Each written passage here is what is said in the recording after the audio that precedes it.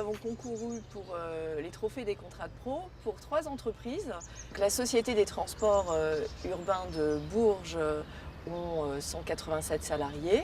La Société des transports urbains de Vierzon a une trentaine de salariés. Et STI Centre a un peu plus de 300 salariés.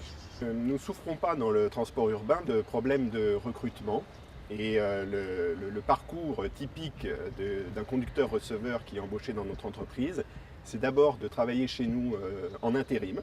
Nous avons de gros problèmes de recrutement liés à plusieurs facteurs.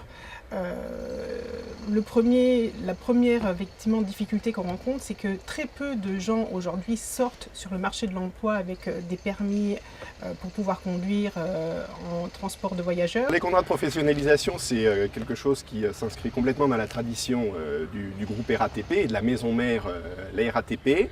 Maintenant, pour les recrutements que nous avons eu à faire en région centre et dans le Cher en particulier, c'était un nouveau processus. Nous avons choisi de former les personnes au titre professionnel de transport de voyageurs pour leur apporter toute la palette du conducteur de transport de voyageurs.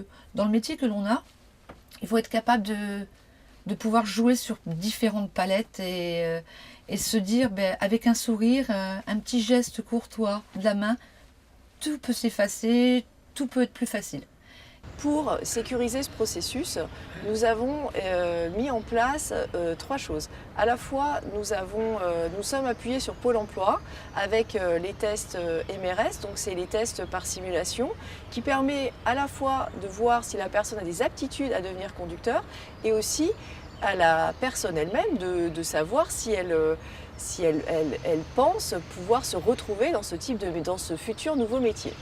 Ensuite, nous avons, à l'issue de ces recrutements, nous avons mis en place une POE individuelle. J'ai passé des tests que j'avais réussi.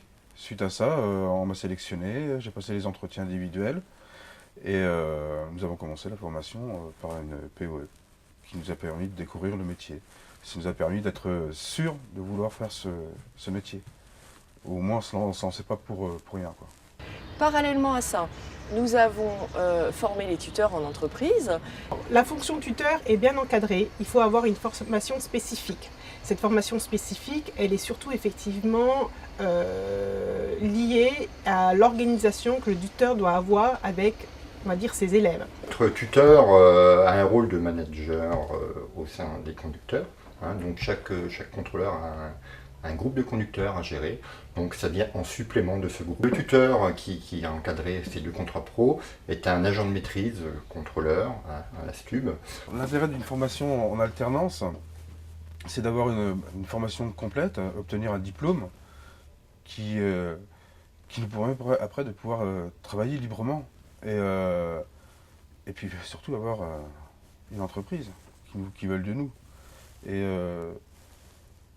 c'est bien, c'est mieux. Dans 5 ans, écoutez, je me vois encore là, effectivement, je m'y vois encore. Avec plaisir d'ailleurs. Je le vis bien, donc oui, je m'y vois bien. J'ai des collègues très gentils, très agréables, qui répondent à mes questions encore de débutante. Et ils sont tous là à répondre aux questions auxquelles je me pose. Mais franchement, non, dans 5 ans, je m'y vois encore dans mon métier.